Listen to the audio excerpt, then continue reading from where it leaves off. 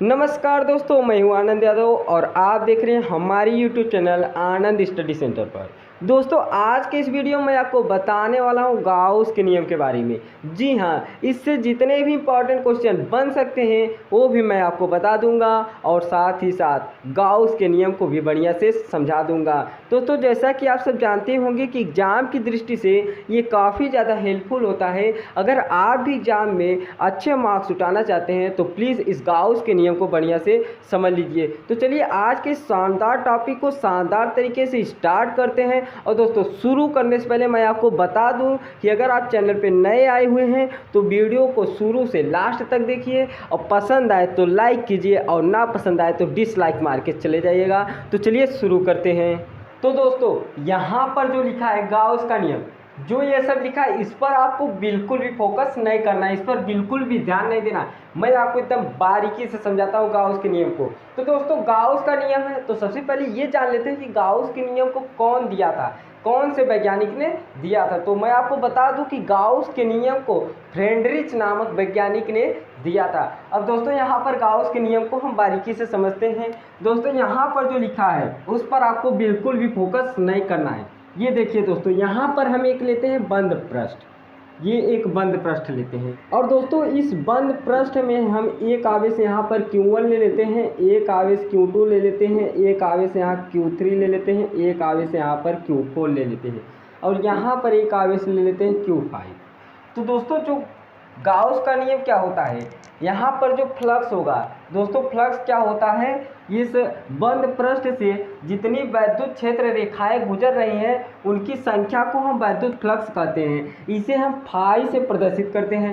दोस्तों, फाई क्या हो जाएगा, गाउस के नियम के अनुसार फाई जो हो जाएगा, इस बंद पृष्ठ के अंदर जितने भी आवेश है सबका बीजगणितीय योग सिग्मा क्यू और बटे में हो जाएगा एप्सिलॉन नॉट। ये होता है दोस्तों गाउस का नियम।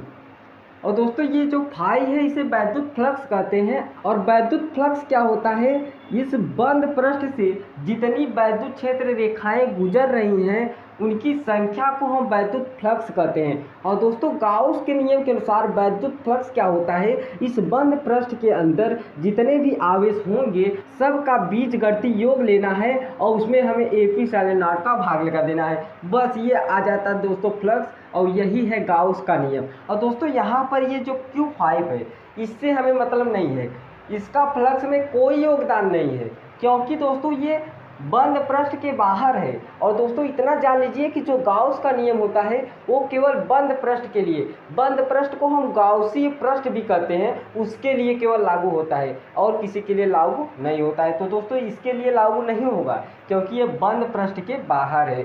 अब दोस्तों, यहाँ पर गाउस के नियम को पढ़ते हैं। इस नियम के अनुसार विद्युत क्षेत्र में उपस्थित काल्पनिक बंद पृष्ठ, और दोस्तों ये जो बंद पृष्ठ होता है जिसे हम गाउसी पृष्ठ कहते हैं वो काल्पनिक होता है, मतलब इसे हम मान के चलते हैं कि ये एक बंद पृष्ठ है, काल्पनिक होता है।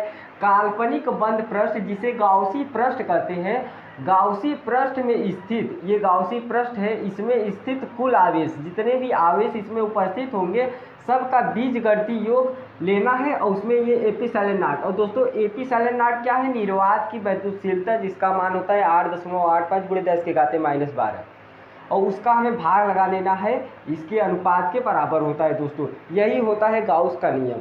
अब जैसे दोस्तों इस पृष्ठ में हमें गाउस का नियम लगाना है तो यहाँ पर फाई क्या हो जाएगा, यहाँ पर अगर हम फाई लिखेंगे तो यहाँ पर सिग्मा क्यू क्या होता है दोस्तों, बंद पृष्ठ में उपस्थित सभी आवेशों का बीजगणितीय योग।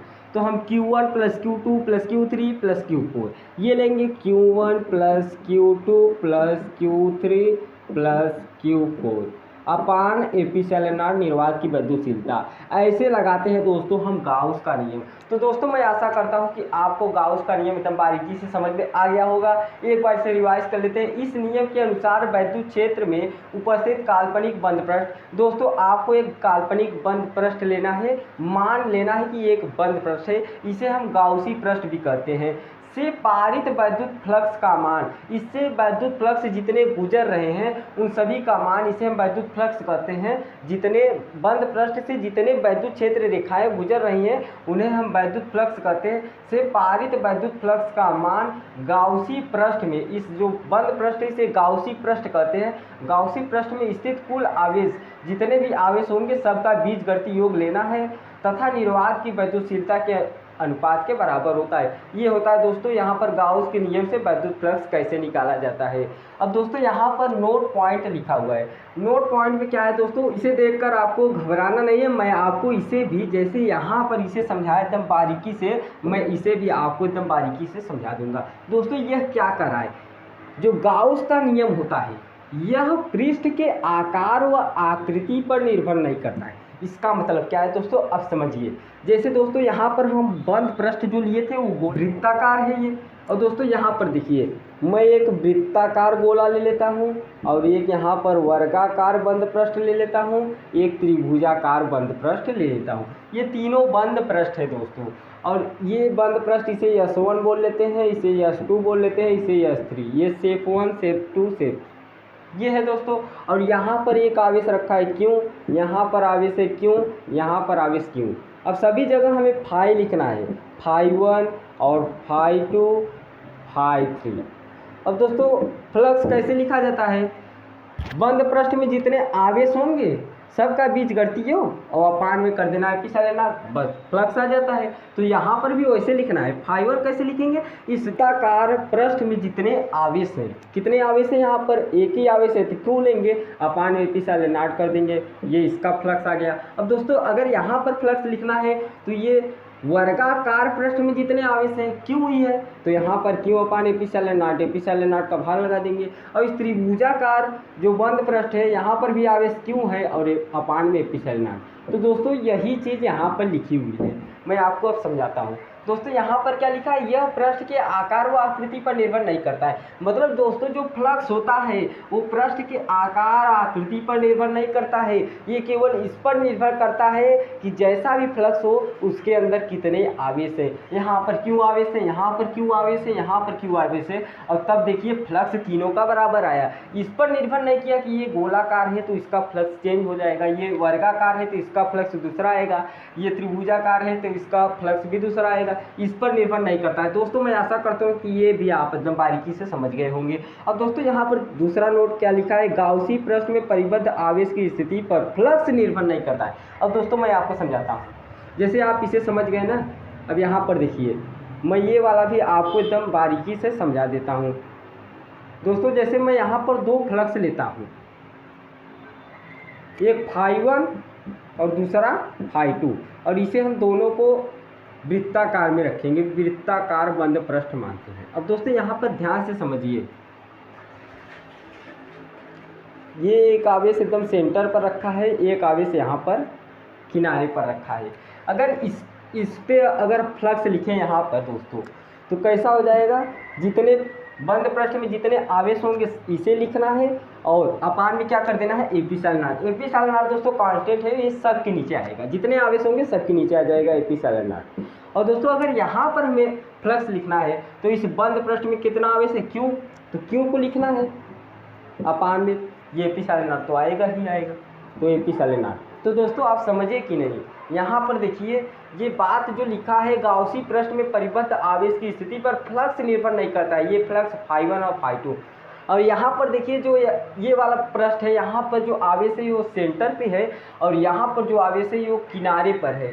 तो इसी स्थिति पर आवेश की स्थिति पर फ्लक्स निर्भर नहीं करता है, मतलब दोनों जगह फ्लक्स बराबर आया। तो मैं आशा करता हूँ कि ये भी आप एकदम बारीकी से समझ गए होंगे। अब दोस्तों यहाँ पर जो तीसरा नोट पॉइंट है वो बहुत इंपॉर्टेंट है। यहाँ पर क्या लिखा है, बाह्य आवेश का नेट फ्लक्स में कोई योगदान नहीं होता है। जैसे यहाँ पर दोस्तों मैं आपको बताया कि ये जो बाह्य आवेश है इसका फ्लक्स में कोई योगदान नहीं है, क्योंकि यह बंद पृष्ठ के बाहर है, क्योंकि इस प्रक्रिया में सतह में प्रवेश करने वाली तथा सतह से बाहर निकलने वाली विद्युत क्षेत्र रेखाओं की संख्या बराबर होती है।